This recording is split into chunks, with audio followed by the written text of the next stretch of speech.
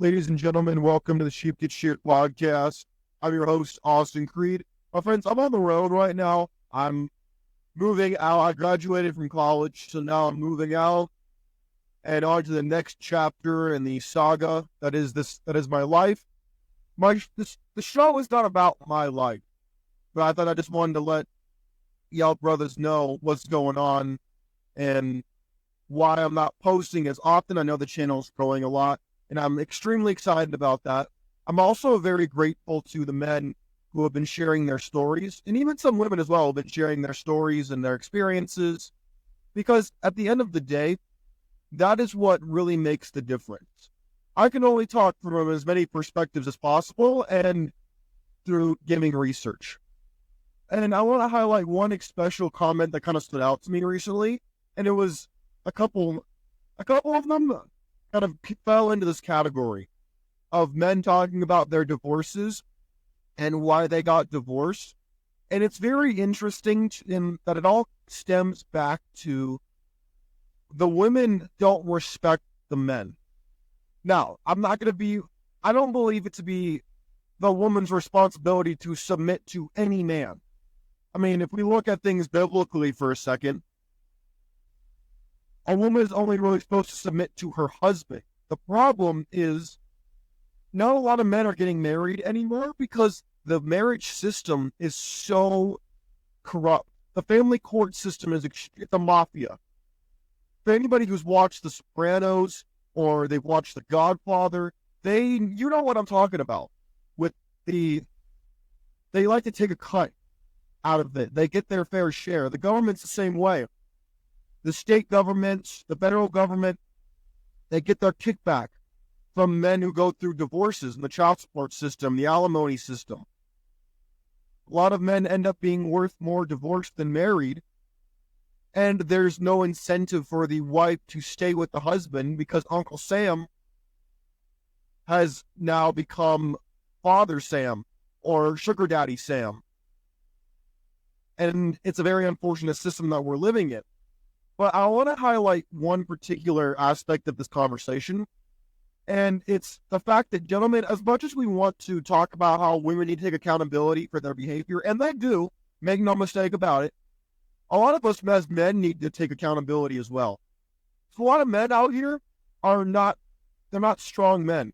You know, one of the listeners to the show highlighted to me that when you look at the title called Sheep Get Sheared, he highlighted that most sheep that we consider sheep are ewes, which are female sheep.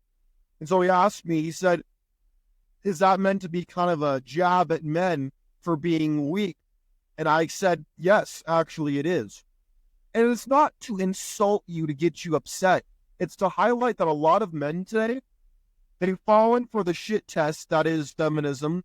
They've fallen for the happy wife, happy life textbook answer of, oh, if I just give my wife or my girlfriend or my mama or whoever what they want, then my life's going to work out. Everything's going to be great. Unfortunately, things don't work that way. I wish I could play my on-held soundbite with that, but I don't have that right now. I'm just in my car driving through the state of Utah right now. But my friends, we need to really say that as women need to take accountability. This is an unavoidable fact.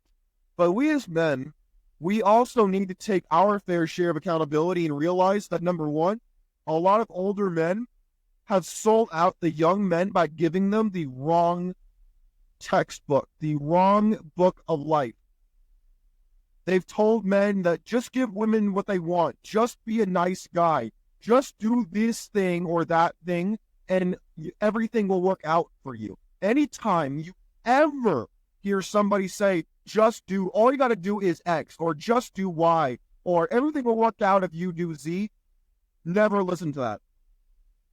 Never listen to that. The truth resists simplicity.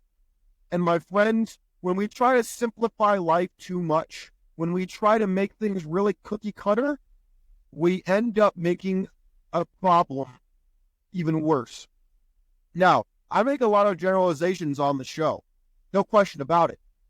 It's for teaching purposes. It's to get you to think and decide for yourself whether you agree or disagree so you can build the life that you want, the foundation upon which your future will be built. The problem is, a lot of us as men, we were given the wrong tools and the wrong work in the wrong job site with which to build our futures. We were told, just do this to get a wife. Just do this to get rich. Just do this to succeed in life and get what you want. The problem is we look at education. Education makes us employees by default. If you look at the structure of the classroom, it's meant to be a pit boss who's looking at an assembly line. That was set up during the robber baron era, a now bygone era in American history. We look at relationships.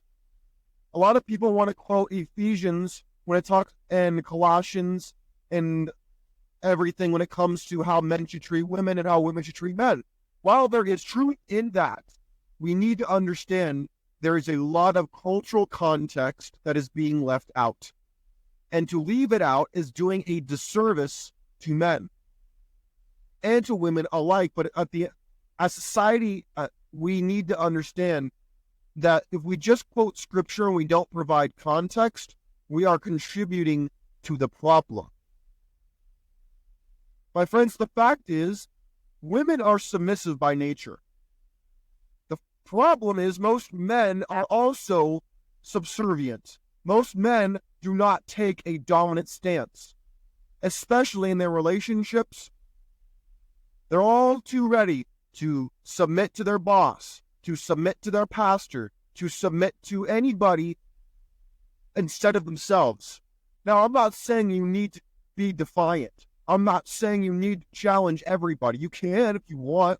I encourage you to at least question them.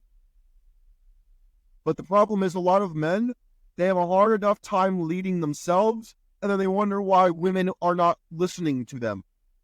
Gentlemen, I know that this is not something that's you want to hear, but women are not just supposed to listen to you because you're a man.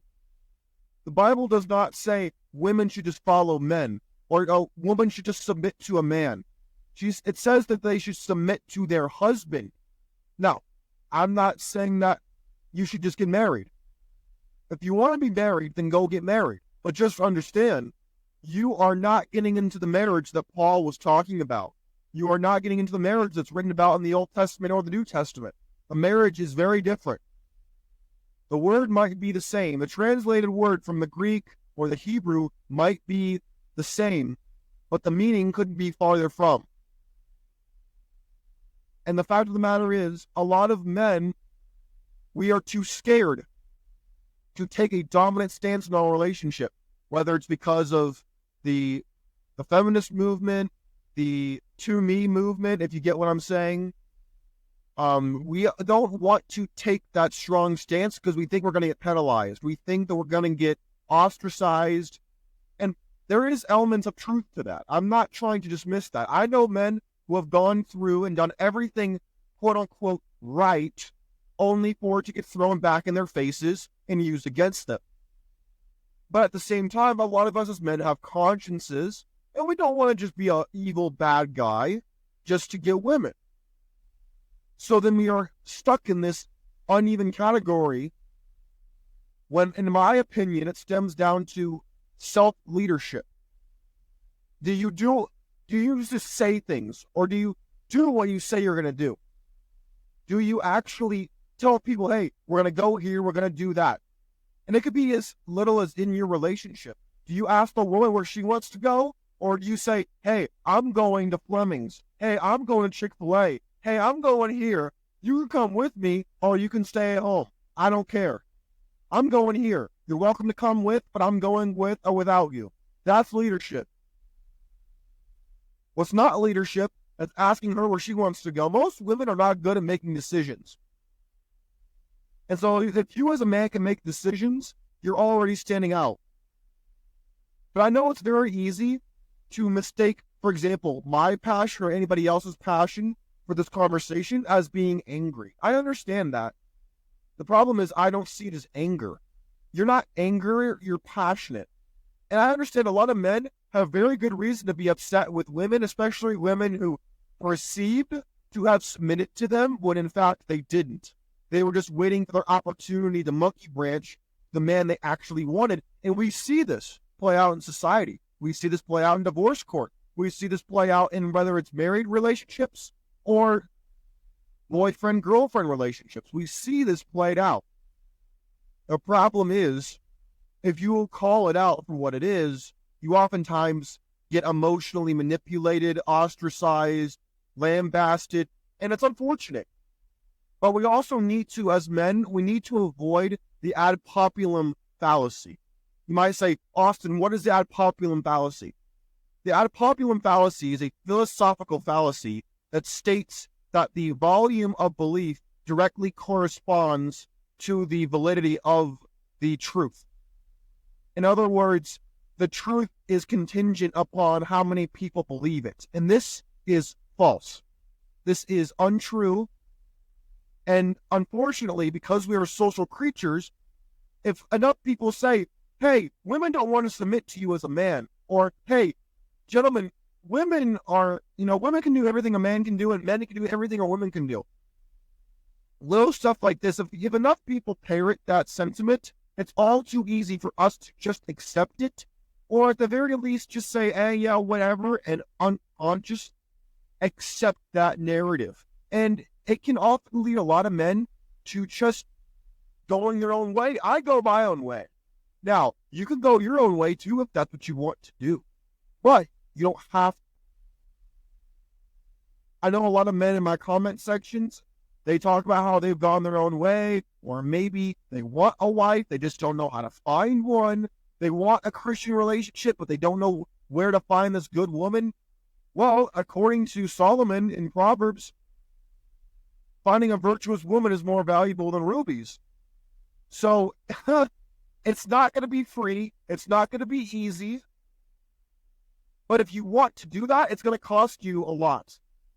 And you still might lose. That's the kicker. You still might lose. So, gentlemen, I appreciate a lot of men coming into the comment section and then sharing their stories. Because at the end of the day, a lot of men need to hear this message, especially the younger men of my generation of Gen Z. I know that these ideas are not unique to me. They're not unique to this manosphere side of the internet.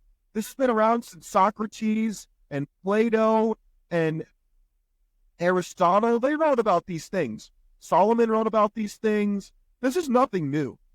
The form of it has simply changed. The laws have changed. Society has changed. And so we as men, we must adapt to this. We must adapt, or we're going to get what other people are currently getting or have gotten in the most recent past. So, gentlemen, I appreciate you coming along for, my little roadside rant here, because I know I don't have my nice camera. I don't have my nicer microphone. I'm kind of just on the road right now. And I figured, hey, you know what? I'm used to putting out about 2 episodes a day. And so when I'm out here and I don't have access to my equipment, it's in the back of my car right now, I said I can't just be out here and not give commentary, because at the end of the day, I love that men and women, even if the people in my comment section who say me things that are mean or hurt or whatnot, I laugh at it. Why? Because it goes back to what Jesus said. Jesus said, Father, forgive them, for they know not what they do. Now, I'm not saying I'm Jesus. In fact, I'm the farthest thing from it. What I am saying is that sentiment rings true. There are people who don't know what they don't know. It's not that they are evil or mean or anything like that. It usually comes from a place of misunderstanding, misguided, undecided. They don't know what's going on. They don't know how to make sense of what's happening around them, and they don't want to give up their current worldview, and I don't blame them. I don't blame them at all. So, gentlemen, I understand this show might sound like it's all over the place, but the more message of the story is I'm grateful that men are sharing their stories, because you're not alone. I can guarantee you, if you think you're alone as a married man, a divorced man, a single man who's not been married, you're not alone. The biggest demographic of men who are the most silent majority in this country and around the world are married men. For those of you who don't follow up with a lot of current events, there was a study that came out that said that only fools, shout out to Joker from Better Bachelor, the only fools creators, the OF girls, their biggest subscriber base is married men. Now, you might think that it's the incels and the guys who have neck beards and the stereotypes that people put out about this space, right? When in fact, no, it's the married men who maybe the sex has fallen off in their relationship. Maybe they're just not aroused by their wife anymore because she's out of shape. Or maybe they just don't see each other because they work really long hours. It could be anything. But they're not getting the intimacy they want. And maybe they want... men are biologically programmed to want younger women. I'm talking not like illegal activities. I mean women who are of age, who are more fertile, and less damaged, more exciting than are the older women who are a little more jaded, a little more misandrist, in my estimation. And the internet reflects this. This is not an accident. You ever wonder why in the Disney stories and the old fairy tales, the old hag, you might think is like 60, 70, 80 years old? No, she's more like 40, 35, because without makeup and the miracles of modern science, women hit the wall a lot earlier without those things. And so when we look back at the recent past and even the far distant past, older women have been jealous of younger women more than older men have been jealous of younger men, because older men have tremendous value out here. I'm not one of these young guys who pretends like, us young guys have everything, ahead of us, and the old guys are old has-beens. No, the older guys are supposed to be mentors. Men of my generation are supposed to look to the men of Gen X, the older millennials, the boomers, and look to them for advice and guidance. Unfortunately, a lot of them, especially in the Christian church, are henpecked, incapable of leadership, and are really just happy life gumps. They could be nice dudes, but they're not good leaders. And so that's why if there's an old saying that goes back to the government that says that the government won't lead the people must lead the leaders. Well, if people aren't going to help lead me, then I'm going to lead me, and I'll help other people lead themselves. That's as simple as that.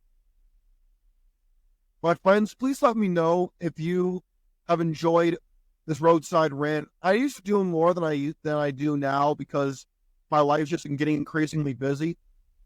But, my friends, I encourage you to keep sharing your stories on this show, on this channel, because at the end of the day, you are not alone, and I see some of the replies. I try to look at as many comments as I can. And a lot of men are getting a lot of good reactions and saying, "Hey, I thought I was alone. I'm not alone." And I think that that's beautiful, and I think that's great. So my friends, please take care of yourselves. Please feel free to think for yourself and ask questions.